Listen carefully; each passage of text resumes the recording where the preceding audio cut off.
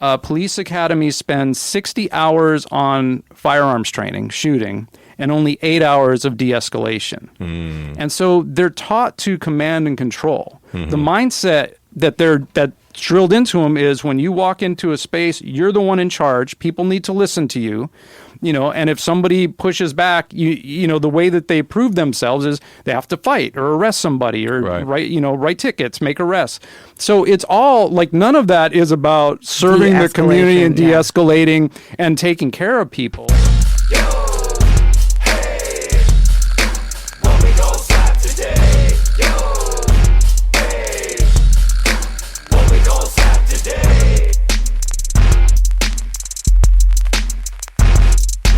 Yo, yo, yo, yo, yo! Welcome back. What up? Slap the Power, Season 2. Deuce, deuce. Deuce, deuce. I am your host, Rick Barrio Dill. My name is Maiya Sykes. Yes, and I am so glad to be back in the studio. It's been a long, long summer. We talked about this on the last episode, but so many things have happened and so many things to talk about and to get into. But on the show today, we're definitely going to be hearing from Maiya Sykes, you've been reporting out from the field on the strike. I have. Shout out to Kenton Chen and the Unofficial Singers Committee on Facebook. So we, as singers, have been trying to make sure that we make a presence in the strike. And on Tuesdays, we've been doing our best to meet up.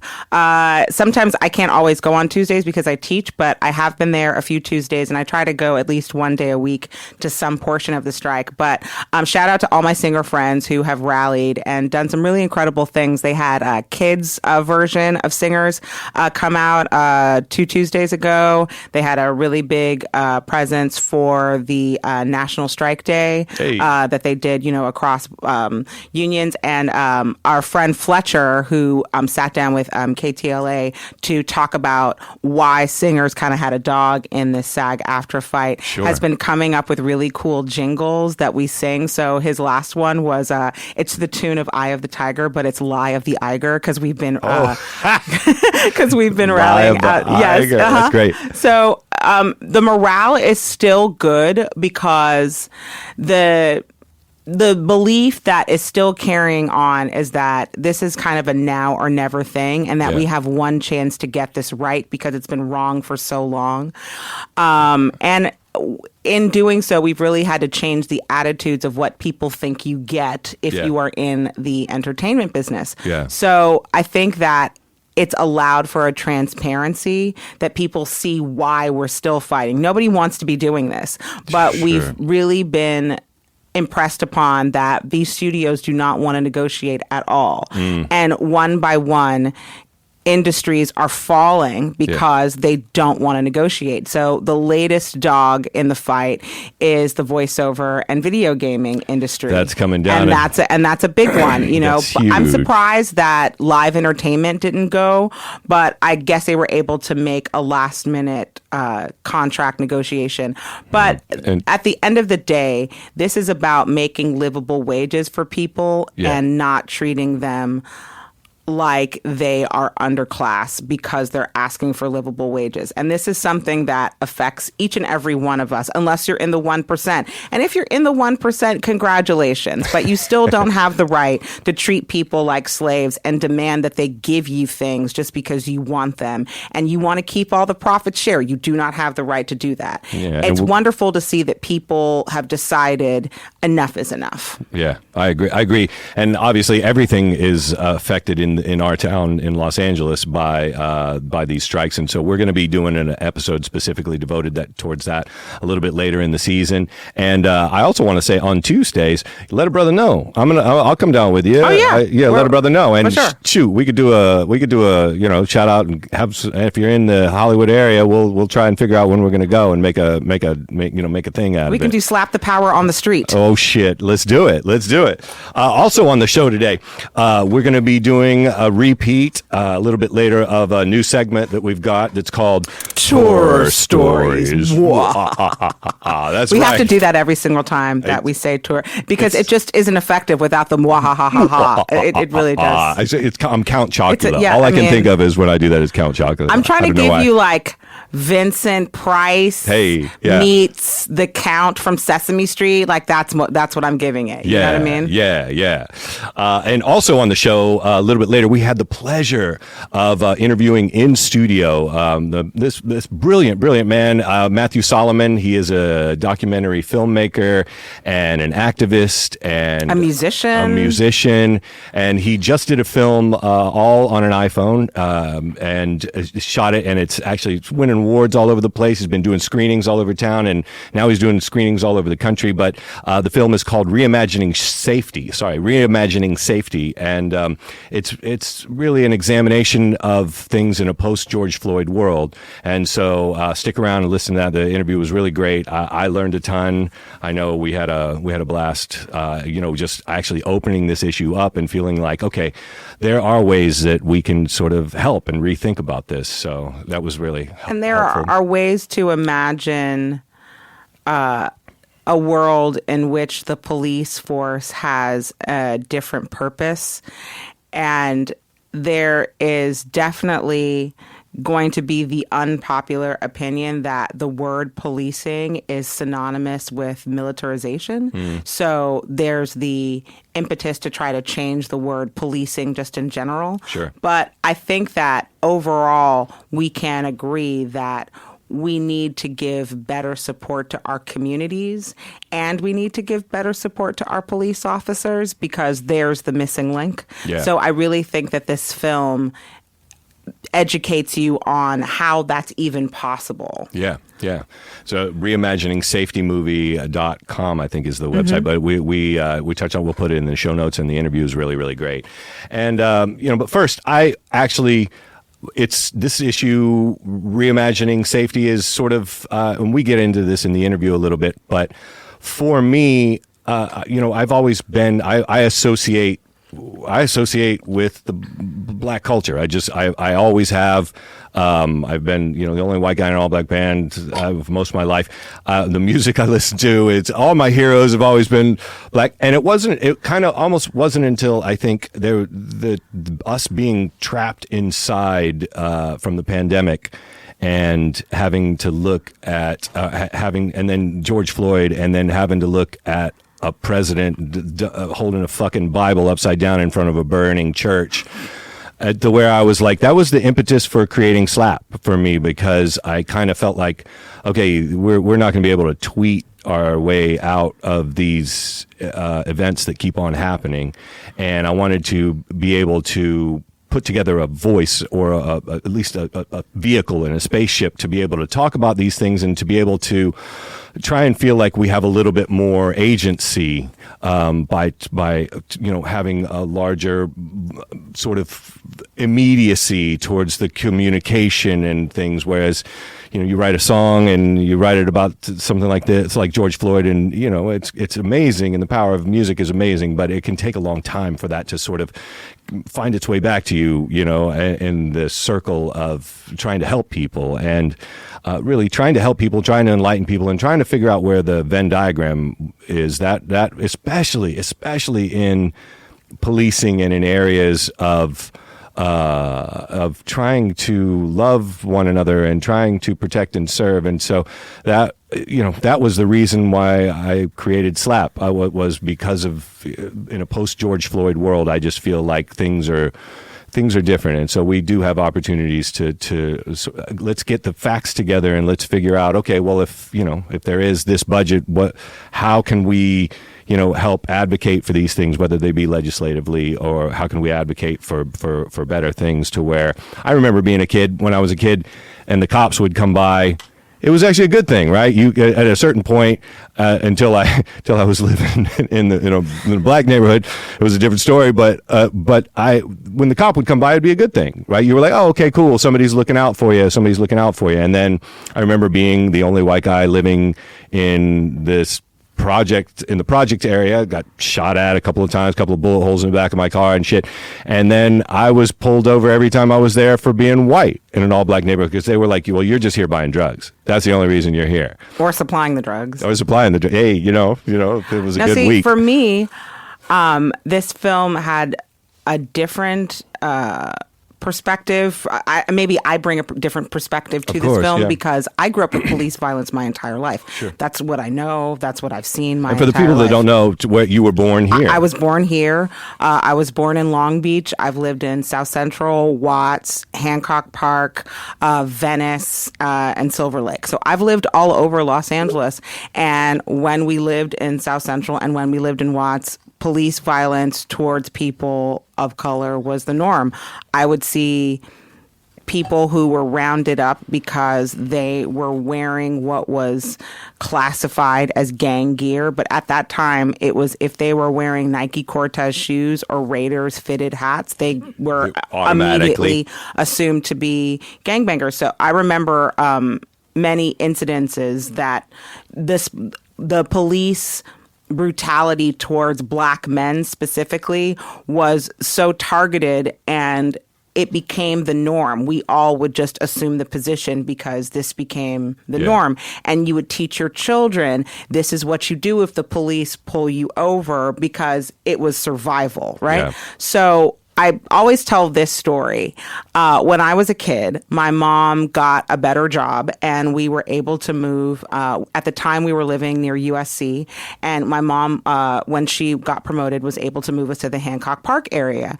And again, as a child, I'm 11 at this point, all I knew was the police rounding you up and whatever. Yeah. At the time, I was learning fractions in school. So my mother would do this thing where we would cook. And she would change the... Johnny cooks 1/8 of a crack rock. No, but more like, we're going to make this recipe for 8 instead of 4, or for 2 instead of, whatever. Yeah. And she would make me do all the math. Right? Sure. So I remember this very, very specifically because we moved just before Thanksgiving.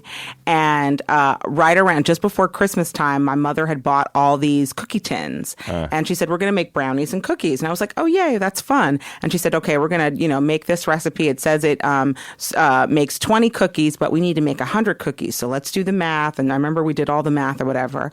And we made the brownies and the cookies. And then we went to the fire department and the police department. And I remember this so specifically because I didn't clock what my mother was doing until I was in my 20s. My mother went around going, hi, we're new to the area. This is my daughter, Maiya. And we made you these cookies and whatever.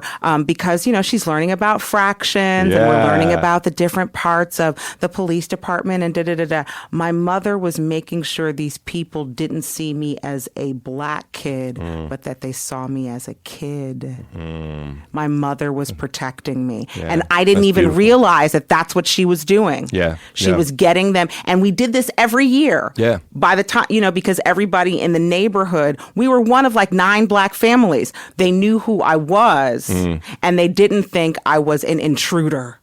They saw me as a child, not as a black child who was there to start trouble. And my mother had to cement that into these people's minds annually. And I had no idea that that's what she was doing. That's great. And I mean, that's the word defund the police. It's not a good faith argument. And so that's why I'm glad we get into that in the interview a little bit later. I do think there is an association. I love that story because I do think it's a community thing and people need to sort of be connected to their community more. And that means the people like the police and the firemen that are working there should be a bond there because we're relying on them for when, emergency strike and stuff like that. And they're relying on us for, keeping the community, running and for, building prosperous communities and stuff. And because at the time, especially when I was a kid, up until I was a teenager, actually, this was quite a traumatic event. One of my classmates, her father was shot and killed by the police when he reported a robbery at his own home. and they mistook him for the robber. And he was an aeronautics engineer for Boeing. He had 3 children that he sent to Ivy League schools, and they shot this man. Wow. On his porch because he called to ask the police to help him. Yeah. And that is an attitude that we have to change. If we're going to change anything about police brutality, we have to know that the police are going to protect and serve everyone. Yeah. And we can't do that if we've over-militarized the police. For sure. And we've criminalized all the aspects of community coalition. And we've criminalized them. Yeah. Yeah. It's and I appreciate you saying that, because it really is. It's one of those things where there has to be options. I have a lot of friends that are policemen, and I have so much respect for them and the job that they're trying to do and everything. But we can take funds and also bring in social workers, bring in people that know how to deal with mental health. There's all bring kinds in of longer and better and more thorough education for police officers. Exactly. What if I know this is an unpopular thing for a black girl from South Central to say, but what if we actually gave police officers the right resources? Yay. What if we gave them, you can be a police officer in as little as 3 months. What if we made it a year for training? Yeah. And you had to actually know de-escalation techniques. This would keep police officers safer. Why isn't that a thing that is met with just as much love? Yeah. No. Because I don't think that we need to make it so that police officers aren't safe either. I feel like by saying know your community, know who you're serving, that's going to make you safer. I mean, yeah, exactly. It makes total sense. So stick around in the interview. We do get into that a lot more. As I learned a ton. It was really great. And before we go to the break, I just kind of want to put this out. I on the way over to rehearsal this morning, I heard of a friend that just passed away, and I'm so sorry.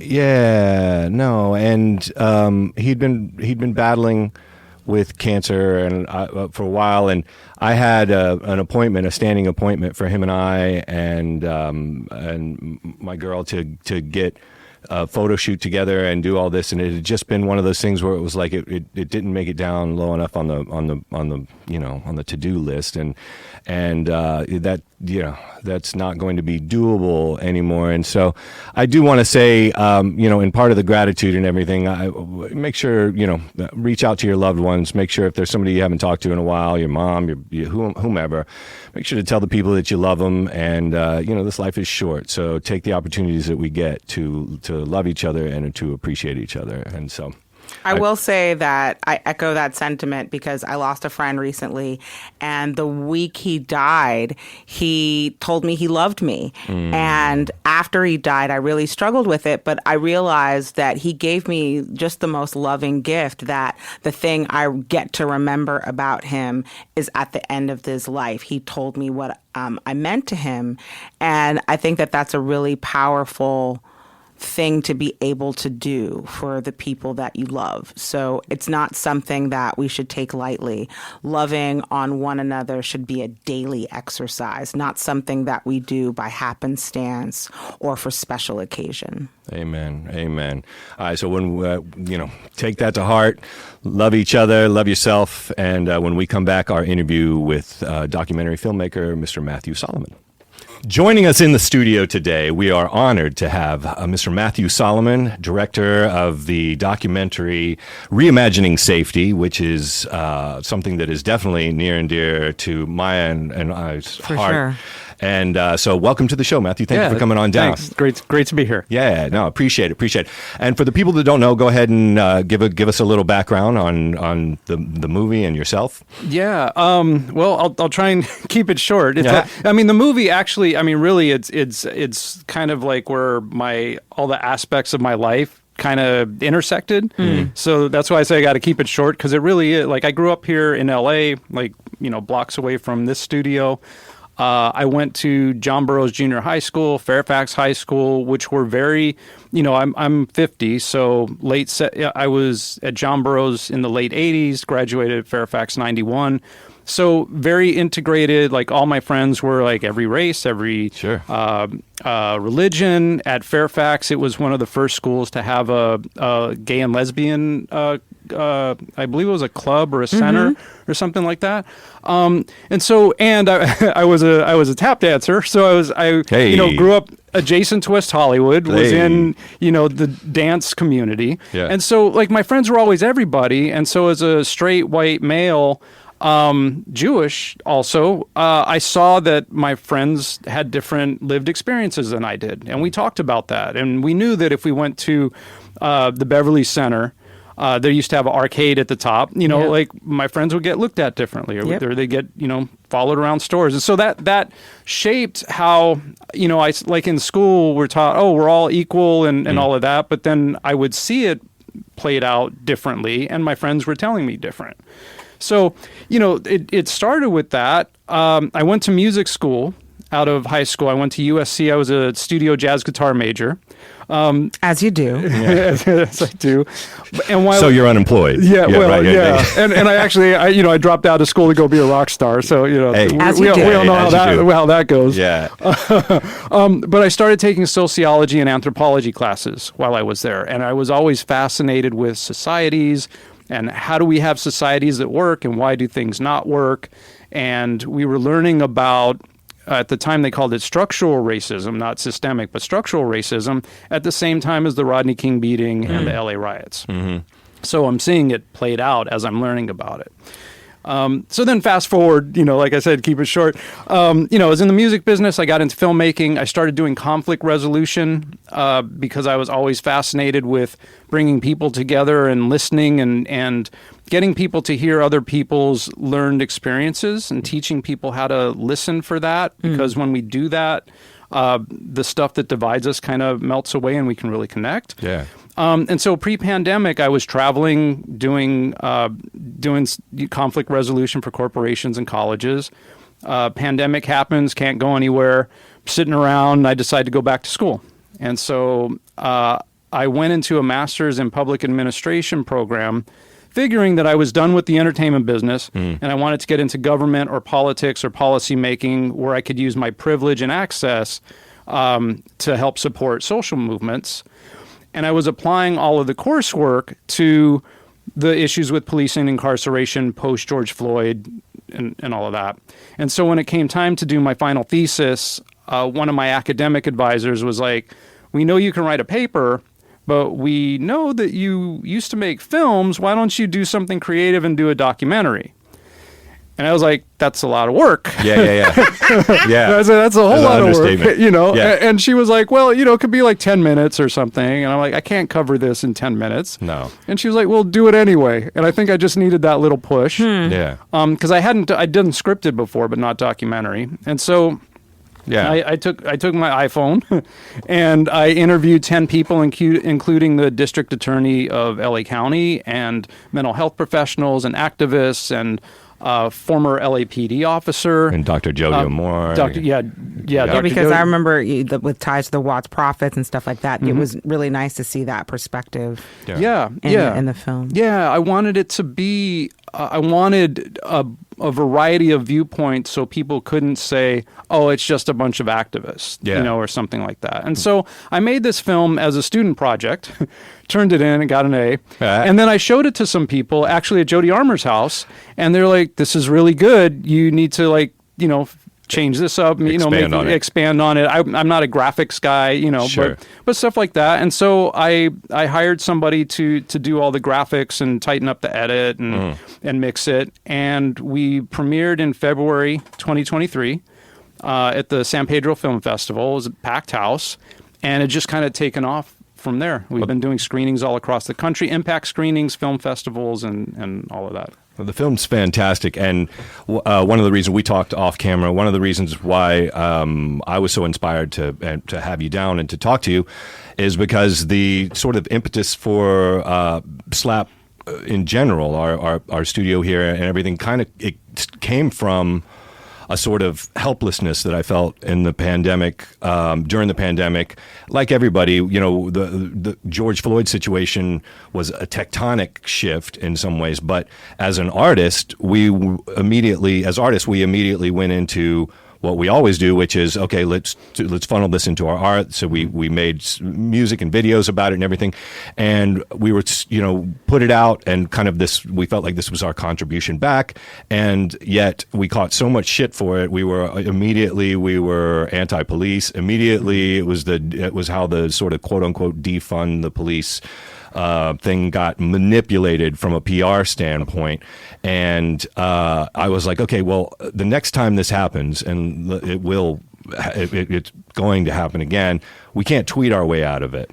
And you with your iPhone went out and have kind of, you got up into a lot of stuff. And I was just really, really impressed by it, because I think we do need to figure out, there's so much money in it from a union standpoint that's controlling it, that, usually we're pro-union here until it gets to then the police unions, because they're so over-militarized and everything. What is from doing the film, what is the kind of biggest take that you've got that is the biggest challenge that you think we're facing in trying to reimagine how we treat safety in our communities? I mean, the biggest thing is really all the ways that we other people. Like we as people, we find ways to be like, oh, we're not like them, or oh, they're the bad ones, we're the good ones, and everybody's like, oh, we're the good ones.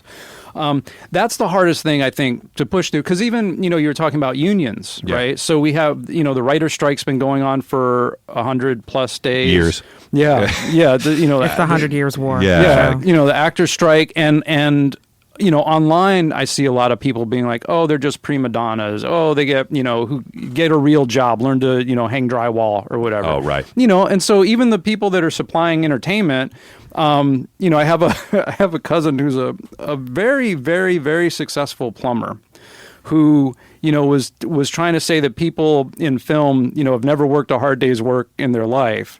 And it's like, yeah, come hang out on set. Hang out on a 17-hour day. On a 17-hour day in, the 100-degree weather, under a tent, or underwater for 12 hours. Yeah. Oh, right. Yeah. So also, too, I think that one of the things I loved about your film was that it utilized the play on words of reimagining, redoing, etc., because I feel that once you put the label of defund the police on the situation, you made upper middle class white people nervous. So people didn't understand what was being asked for when they were asking for the things through defunding the police. And really what it seemed like what they were asking for was a reallocation of funds. Yeah. And I feel like but you can't say reallocating the funds of the police. It doesn't have the same commercial glow. Yeah. So one of the things I would love to get into is there is so much backlash against the defund the police argument, and there's so much backlash against the cities that have done so, because they seem to the untrained eye, present a poor example of what defunding the police can do. How do we change the attitudes of people to want to reallocate funding in a police department? Because I think it goes down to that same psychology of you saying about people thinking that the actors and writers who are striking are prima donnas. Like, no, there's an issue, there's a crisis. And when you break it down and tell people, like, no, this is what you used to get and this is why it's not a living wage, it almost seems like you have to sit somebody down and disrupt their consciousness. So how do we begin to do that?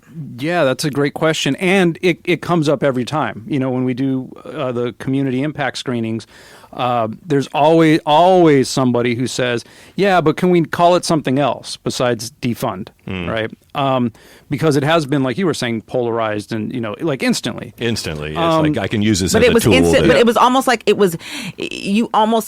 felt like the minute you said that word, you wanted it to be polarizing, because the minute you say something like that, especially against the, thin blue wall and, Blue Lives Matter type situation, how could it not be polarizing. Yeah, and it came out of protest movements, and it was part of the Black Panthers 10-point plan, which, how I grew up learning about the Black Panthers was that they were this violent, terrorist organization. And then I saw this documentary on them, a few years back, and it was like, oh no, they were community resistance. Community resistance. They fed the kids. They were, keeping each other safe from police violence. Yeah, the best parties of all the Panthers. People don't realize that the Crip organization came out. The Crips were community resistance in progress. So they were that was what they were designed to do. I didn't even know. That was the initial gang initiation of the Crips. They were an organization called Community Resistance in Progress. So you would report any incidents of police violence, any incidents of violence against people in your community. That was what initially the Crips were designed to do. And over time, it became it became what it became. But initially, many of these groups that have been demonized in the public eye started out as community resistance groups. Just getting back to your question about defund, one of the things that's been really that I'm really proud of with this film is that I have friends who are white liberal women, white liberal men, but who see the film and they're like, oh, I was afraid of defund the police. Now I understand what it is. And then they've gone and had conversations with their family members. So that's been great. I think, there was somebody who worked in politics at one of our screenings, I think in San Jose, who was like, oh, Democrats lost all these elections because of defund. We need to change the title. And there were some black activists there who were like, no, we don't need to change the title. This is what it is. And it clicked for me that, on the right, their messaging is so they just dig in and this is our message and this is what it is. And, fuck you. And, this is what, and we need that on the left. And not only do we need that, but, I don't think that enough of the people in leadership on the politics side, are educated enough as to what it. Because if I was holding office and that came up in a debate, yes, absolutely, we mean defund the police, fund the communities, fund the people. People need resources. The only pushback I would have on that is the defund from a marketing perspective implies to most people take all the money away. And really, so it's an easy sell on Fox News where they're like, okay, enjoy your fucking, enjoy the underfunded police. Not the police not showing up when you have your next problem. And it's like, but what we're looking at is demilitarizing the police. Hey, you're looking at that's a different, and that's a horse of a different color. Yeah. It also, I think, should be pointed out that police go through 3 months of training. I just don't think that they're well versed enough to be police people. Like every other country, you have to go through rigorous training and you learn policing de-escalation techniques that don't involve weaponry. So it looks like, and I also think that when you say the defund part, when you look at what police people have, a lot of times they don't have access to the right equipment. They don't have access to up-to-date computerized equipment. So I've seen instances where people got sent to the wrong house just because the computers in the vehicles didn't work properly. So that's when you start looking at, defunding the police means that you're taking away these resources. And I'm like, no, if we maybe refunded actual resources that weren't military, grade weaponry, maybe we'd be getting somewhere. Well, so Mariame Kaba talks about police abolition. And what she says is, we're not talking about cutting off all the resources tomorrow. Actually, it's said in the film by a couple of people. We're not talking about, we're cutting it off tomorrow and, good luck to everybody. You're all on your own. See you later. We're talking, Mariame Kaba talks about coming to a place where police are obsolete. So by funding communities, by having housing, education, jobs, food, all the things that when you don't have them lead to crime, and this is, shown statistically, when those things aren't, when you have those things, when those needs are met, then crime goes down. And then you don't need as many police officers. You don't need the militarized police, so that's one part. In the film, Dr. L. Jones, who's in Halifax, wrote a commissioned report that's 200 pages on defunding the police, and they actually termed it detasking. So taking tasks away, so not having police show up at mental health calls with or so many tasks, checks. Things that they're not trained for, like you were saying. Right. And the thing is, years ago, before I kind of ended up in, the abolitionist space, I participated in role-playing activities. Tell me more. With the with the LA County Sheriff's Department. Oh, okay. And they can party. Yeah. But it was interesting, because they needed volunteers so that the recruits, could practice. Yeah. Right? And so the reality is, on the average across the country, police academies spend 60 hours on firearms training, shooting, and only 8 hours of de-escalation. And so they're taught to command and control. The mindset that's drilled into them is, when you walk into a space, you're the one in charge. People need to listen to you. And if somebody pushes back, the way that they prove themselves is they have to fight or arrest somebody or write tickets, make arrests. So it's all like, none of that is about serving the community and de-escalating and taking care of people. Like there's a former police officer in the film.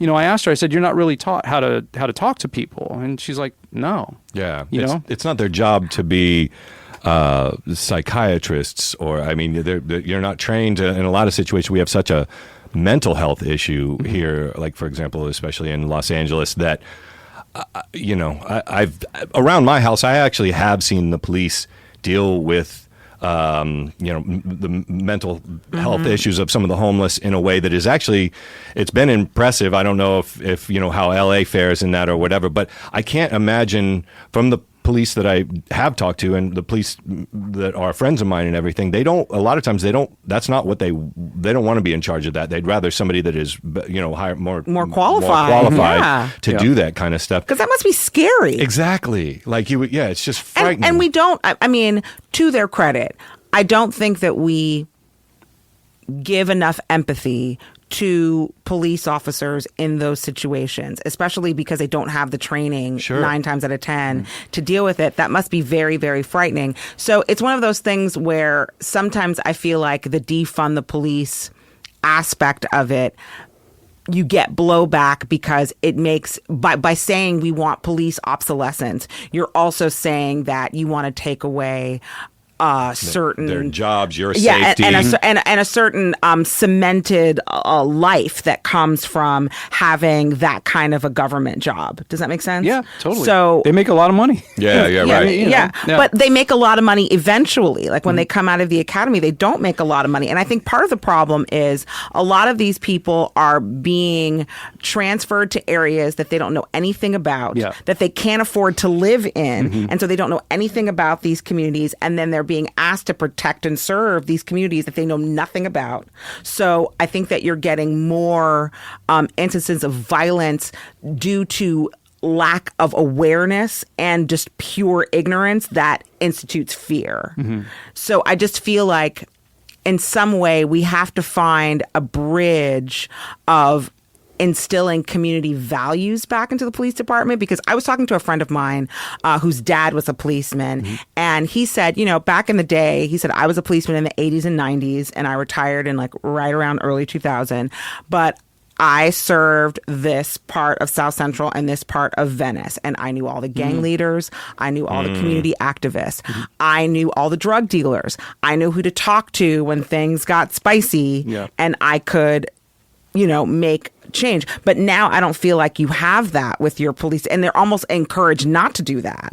So what do we feel like? I know that there's so many perspectives in the film that show that part of this issue comes from an underlying psychological instillment of anti-Blackness. So can you talk a little bit about that and what that underlying factor means and why it's hard to combat?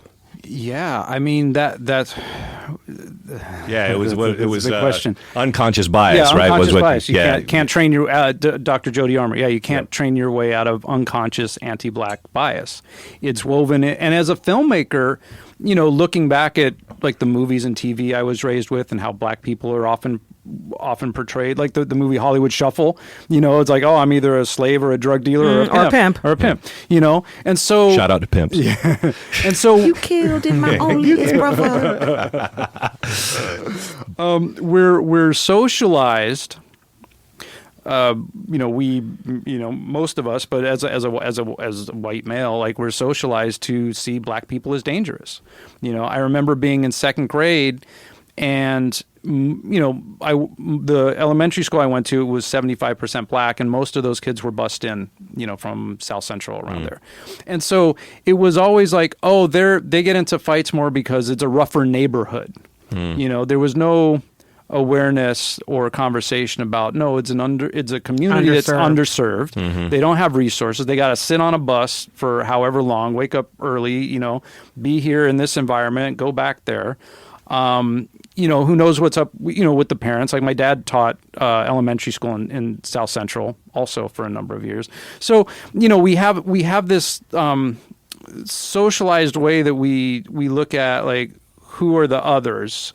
What are the dangerous communities? What are this and that? And then and it's easy to write them off, right? So how do we combat that? I mean, I think with, post George Floyd, but I think even before that, there was a lot more interest in anti-racism. Yes. And people reading books and book clubs and then taking courses. I know, like, I started taking courses around 2017, 18 that were specifically on anti-racism and decolonizing. And one of my teachers, Reverend Bridge Feltis, has a course called Heal Thyself for People Racialized as White, where we go through, like, these are all the ways that we've been socialized to lack empathy for black people, to see black people as the others. This is how it's affected black people, like the generational trauma through slavery and Reconstruction and Jim Crow, like all of that. And so, it's education. It's the right kind of the education. The right kind of education.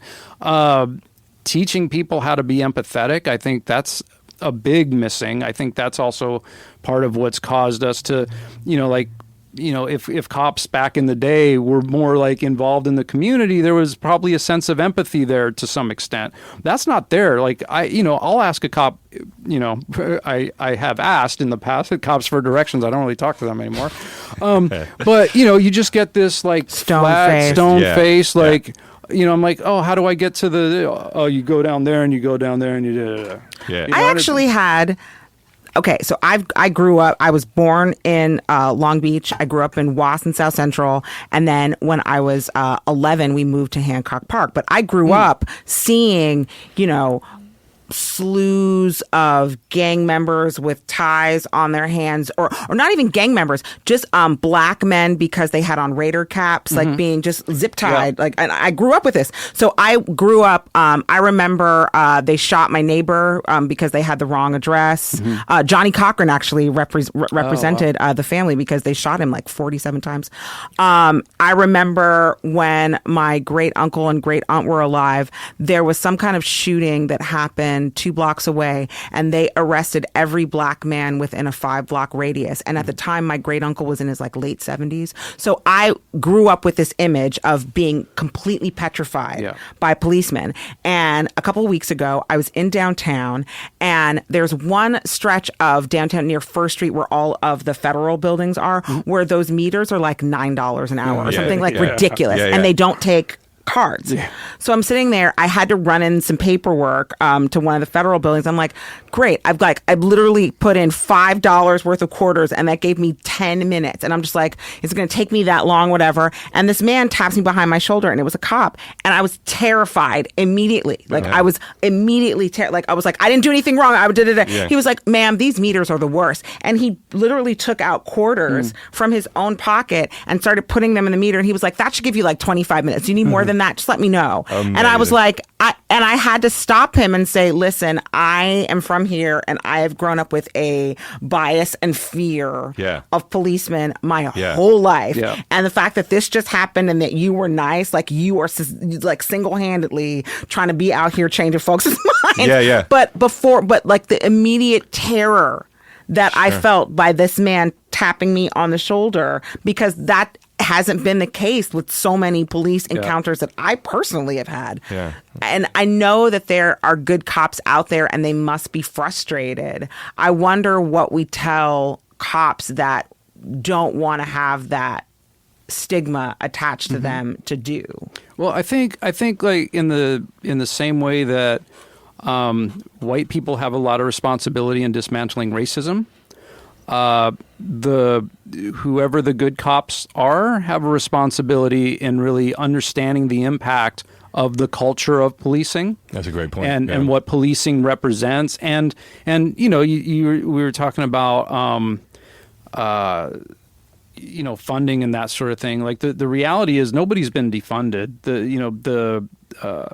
They have more money. They've been over-militarized. They're over-militarized consistently. And Gina Viola says this in the film. The budget for LAPD has grown 50% in the last 10 years, and between LAPD and the Sheriff's Department, we're spending over $7 billion a year. Now, is that sorry to cut you off, but is that the unions now just have so they know this is. Because I remember seeing some documentaries where they're like, you have a quota for the DEA, which is why it's this ridiculous war, right? It's like what's your finding from the film that the sort of kink in the wheel is the unions, the allocation of those funds? We didn't really get into the union part of it. I know that the unions are lobbying, for more money and for more protections and all of that, whereas everybody else want more transparency and want resources to communities and that sort of thing. And so that wasn't really discussed in the film, although I've had discussions, outside the film. Mm-hmm. It also seems like it'd be its own film. Yeah. Because there's an aspect when you actually realize that, okay, we did something during the pandemic where we went to South Carolina. We shot this. It was on this the site of the Cainhoy riot, which was the largest race riot in Reconstruction. And you start to see almost the genesis post the Emancipation Proclamation of, okay, well, we'll just move this form of slavery. I think this is Ava DuVernay's point in her documentary and everything, but we'll just move this form of slavery into incarceration of the black male and sort of destructuring the black family unit, which, in a way that's this giant systemic problem. But as we've kind of gone on now, to your point earlier, if they're not finding, getting in the community with people that live in the community and get to know people and can kind of solve these problems and everything, what was your finding, or what do you think is the sort of way to get at if you have almost a baked-in sort of thing, the system is baked in, and once you incarcerate a black male, it's almost impossible to get out. And you talk about that in the film. You talk about how there were de-incarceration programs that were effective, super effective, and working very, very well. It almost seems like the minute prisons became privatized, that went away. So is that the cause, or what is the cause behind those programs being destroyed? I mean, if we're going to be real and accurate, the cause is money, economics. The cause is capitalism. There's a financial incentive to locking people up and keeping people locked up because, either the private prisons are making money or, Ava DuVernay talks about this in 13th. Yeah. All the almost free, practically free labor. So it's like the new institution of slavery is prisons. Is the call. I don't know if you've ever seen when Donald Glover hosted Saturday Night Live, he did this great skit about that where he showed all of these, they're like killers and gangbangers, but they're all working in prison at a call center. center. So they're like, yeah, I murdered 3 people. Hello, welcome to Victoria's Secret. How can I process your order? But that's really true. Yeah. Almost all the call centers for almost every major retail brand That's crazy. go through Yeah. Wow. Yeah. I mean, I loved the point about how it's kind of easy when you look at it on a dollars and cents standpoint. It's $300 a day, I think they said in the film, to incarcerate someone, and it's $125 a day to actually have a full housing rehab and give somebody a hand up for a job or make a way them more to functional member. yeah, of and it's like, why would we not do that? And is it just, when you say money, is it just that what's the way out of that? Do we just have to, is it legislative and legislative only? Or I think it's a collective where enough people have to say no more. yeah. We're not going to put up with this anymore, and you were talking about the good cops or the cops that do good things, at times, and one of the issues is that, as Alex Vitale says in the film, police are violence workers. At the core of their base job is to handle people, and whether it's violently or not violently. Yeah. But if you don't comply, it becomes violent. So there might be individuals who are doing good things and trying to change things, and the police as a whole, the institution of policing, the culture of policing, has a very negative impact, especially on Black and brown communities.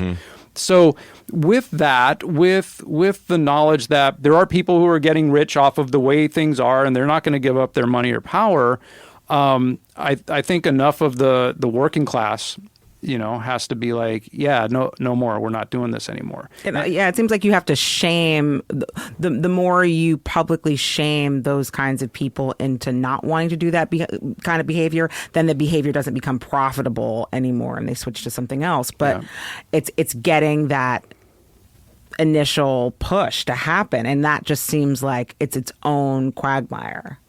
Yeah, and going back to the whole messaging thing, it's like whatever message that gets put out, there's going to be a swift, like even the whole CRT thing. Like, I was literally reading Kimberly Crenshaw's, paper on intersectionality, thinking, wow, this is amazing. I love this. Everybody should read it. And then 2 days later, they're like, CRT is teaching our kindergartners to hate themselves for being white. And I'm like, no. If you're in Florida. But it's like not, but I also feel like that happens because these people don't read these papers. They make this assumption about this, and then it's very easy to make an assumption about something you know nothing about. Yeah. Well, so the cousin of mine who's the successful plumber, he grew up in the Valley, and at one point, recently, within the last 5 or 6 years, he was ranting about affirmative action. He's like, because of that, I couldn't be in the fire department, because they had a quota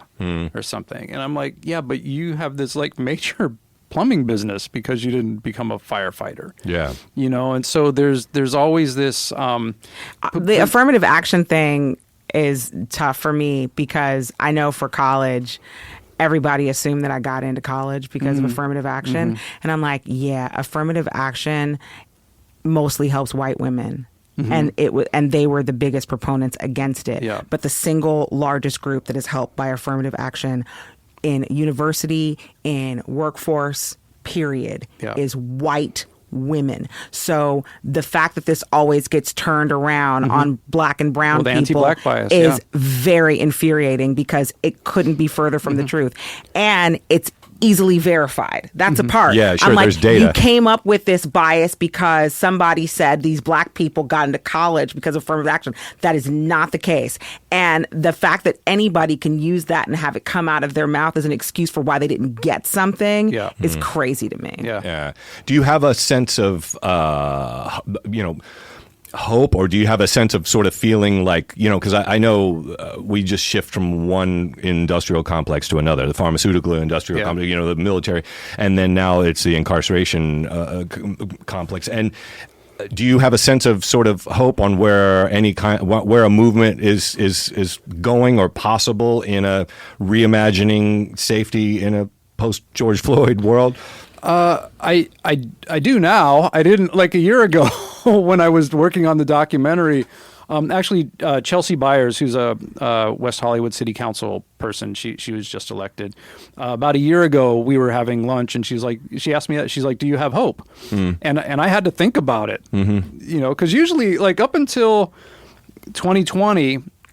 Even with everything going on, like I had a lot of faith in humanity and in people, and then seeing how people reacted to COVID and not believing it and all of that, and then George Floyd, and then January 6th, all of it. It was like, wow, we're actually not doing well. Yeah. It could just seem like for a minute humanity just went from tripping to a full vacation for like 4 years. Who was in charge in the White House at that most of the time?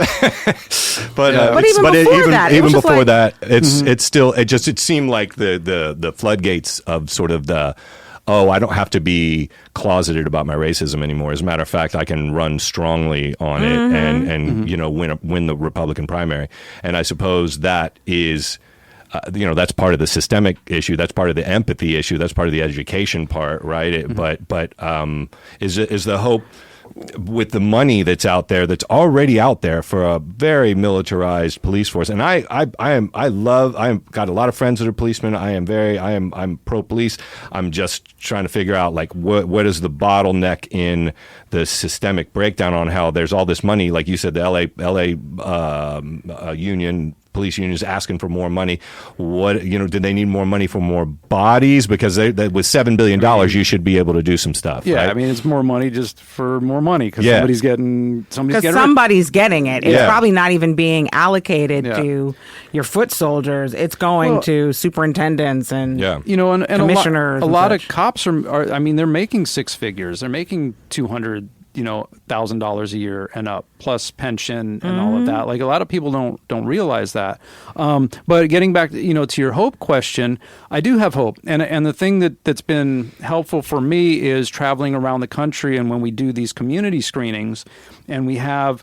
We do panels with local leaders, and there's a community, and people are involved. Like they get inspired, and a lot of times there's like several different organizations will come together to host a screening, and then they're building stronger coalitions with each other. And so, it's a long haul, and they even say this in the film. It's it's not going to happen in our lifetime, and people are coming together, and I see people's mindsets changing, in positive ways. Yeah. I think, also talking about Trump and everything, it became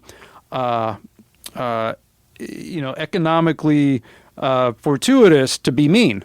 Being mean, and I think that started with Twitter also, but but all the reality TV shows that we had, the Jerry Springers and the Simon Cowell and all of that, and it's and so it's become a way to move up the social ladder is by being mean, and so we have to, I think, combat that and normalize being kind. Yeah. I love the way the film kind of closed with it's not radical to defund the police. It's radical that they have tanks, and that they've got all this tasers and this blah, blah, weaponry blah. from wars, and it's radical that we keep putting this much money into a sort of an aggressive police, because you basically made them arms dealers.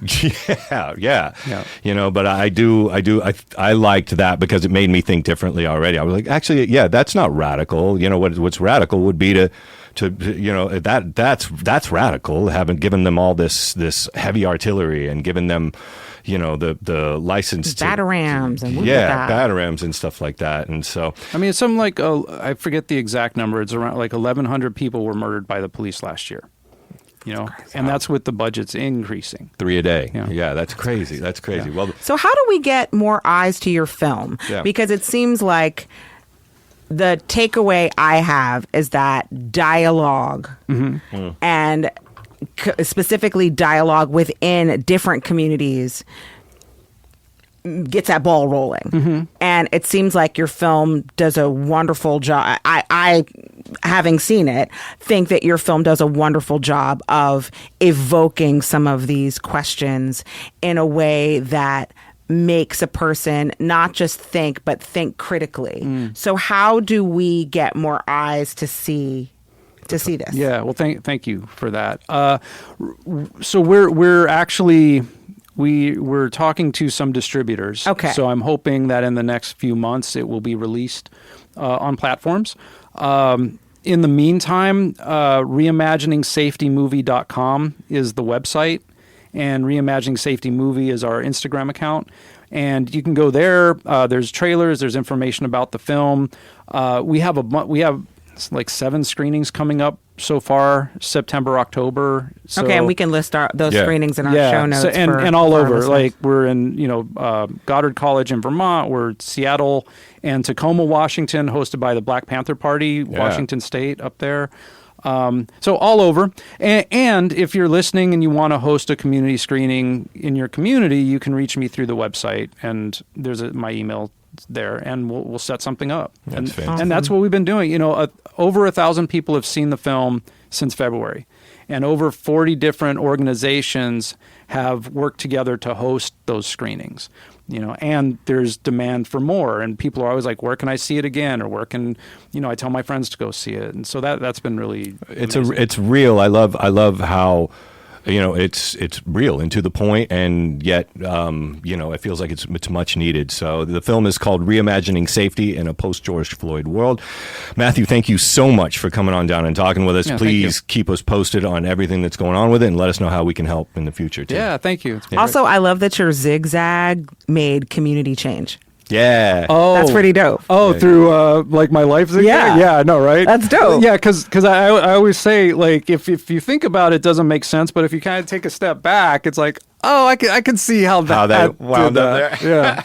Yeah, I think that's really dope. And none of it was planned, except that I wanted to be a rock star out of high school, and and I was in music, but then like film wasn't planned, conflict resolution wasn't planned, making this certainly wasn't planned. Like I thought I was done with film, like I said. Well, you were smart to stay out of music. Yeah. I love music. It's ruined my life. It's great. Oh yeah. I mean, I break up with music like every other day. Every other day. It's like my weird abusive boyfriend. Right. I just can't quit you. I can't quit you. It's my Brokeback Mountain. Hey. Well, thank you again, Matthew. Appreciate it. Thank you. My pleasure. Thanks. Yeah. All right. Wasn't that good? Well, it was amazing. I mean, I learned so much, and the film, I just love a film like that is not afraid. Plus, Matthew is so even-keeled and articulate about subjects in a way that I think is really powerful, because it just comes off as diplomatic almost. Yes. No, amen. And so make sure to check our show notes. We'll have all the information on how to get a hold of checking out the movie and anything like that. And if you are a distributor, by the way, hit us up at info@slapmusicmedia.com. We'll try and help the guy out with a distribution deal. Well, before we go, we're going to do part of this new segment we're calling Tour Stories. And Maiya, what do you got today for your tour story? These tour stories. This tour horror story is brought to you by a rock band that I cannot name, because if you saw our previous episode, you will know that your girl performs for multiple people. In which she has to sign hefty NDAs to keep her job. So this rock band was no different. And it was when I first started backup singing, and I was very excited to get the gig. We were playing at a huge stadium, and the lead singer is also an actor. Make of that what you will. And he sometimes thinks that he's Jesus. Make of that what you will. So at this very large venue. That's limiting it. I'm trying to guess. I know the people you've been out with. I'm trying to think. But go ahead. So he comes out in a fur coat, no shirt, pants, boots, and a cowboy hat. Hey. And he tells the audience, "Do you love me?" And of course they say yes. And he says, "Do you love me?" And of course he says yes. Now, he is on a platform, because we are in a stadium, and there is a cage, and there's 20 bodyguards that are very, very burly. Yeah. Right. And he says, "If you love me, bless me with your spit." Oh my God. Oh my God. So this entire stadium of people spit on 20, I would say, black guys. I'm just going to go on. You know what? And I don't remember there being a white guy there. They spit on 20 black guys that look like the size of Escalades in security officer jackets. And then a riot ensued, and God. then we had to leave. Oh my God. That is definitely a tour story. I had to flee for my life. Thank Holy you. shit. Wow. Wow. Bless Yeah. me. Bless you. with Bless you. Your spit. Bless me with your that's hard. Mine. This tour story for this show is actually a funny one, and it is funny because it is. I used to say all the time, I've got No Limit Soldier tattooed on the bottom of my feet, too, because when you're in this game, you just don't know. You don't know how to quit. Like we don't know when to stop. We work. We're workaholics. Every day, any day that ends in a Y is a work day. We were our manager. Shout out to Doc McGee, dear friend and our former manager, one of the greatest managers of all time. We were staying in Nashville, and we had our first show was in Memphis, and so at the time we didn't have a tour bus or anything. This was Vintage Trouble, so it's I'll say that because it's even more funny. So we were in a Sprinter van, and we were so excited. We're like, we're on our way to Memphis. This is going to be fucking great. We got a gig this night. It's going to be really, really cool. We were schlepping our own gear and everything, and we're in the Sprinter, and we leave town. We get about 10 minutes outside of town, and the Sprinter breaks down. Of course it does. Yeah. And we're like, okay, and it's hot as fuck. And we're like, okay. So finally we wait. We get a tow truck, and the way, I forget how it got broken up, but I want to say Ty and I rode in the tow truck, and then we had somebody else who had gotten a car who was going to drive in a car and put everybody else in that. And so the tow truck drives us to Memphis because we have to make the gig on time, right? No matter what happens, the van can break down. You got it. The show must go on. It does not stop.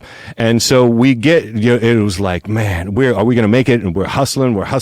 And it's, I'm in a tow truck. We pull up to the gig in a tow truck, and it is a dive bar. It is a crazy dive bar. Just the smallest dive bar. We get out, and it's about time for us to play, and no one, and I mean no one, is there. Yeah. Zero. And so we play the gig, and all of a sudden, there's these two people that come in, and we're like, we've got two people that are, they're watching the show, and this is great. But they have this giant wolf with them. Not a wolf. A wolf, a real wolf. So it's two people, a giant wolf, and Vintage Trouble in Good this Lord. gig playing. The wolf comes up on stage, sits down, and just chills. And As a wolf will do. As a wolf will do. And so, we finish our set, and it's all done. Come to find out, we were opening up for those two people. No, you were not. We you were opening up for the wolf. people. Yeah, we were opening up. So these two people, I want to say it was either a boyfriend, girlfriend, or a brother-sister band, and then they had a wolf that was part of the stage accoutrement because the wolf was part of the back line. The wolf just sat up on stage, and we were like, "Are you going to give him like earphones or something like that?" But no, the wolf was just into it, sitting there listening. So tow truck ride to a gig and a wolf on stage. You can. That time you opened for a wolf. That time we opened for a wolf in a tour Not story. Steppenwolf. No. So thank you guys as always for listening. Make sure to reach out if you have any questions, any kind of shows you want to hear about. We always look forward to your comments, and we will see you next week. Slap the power. Bye. Slap the Power is written and produced by Rick Barrio-Dill and Maiya Sykes. Associate producer, Bree Corey. Audio and visual engineering and studio facilities provided by Slap Studios LA, with distribution through our collective home for social progress in art, Slap the Network. If you have any ideas for a show you want to hear or see, or if you would like to be a guest artist on our show, please email us at info@slapthepower.com.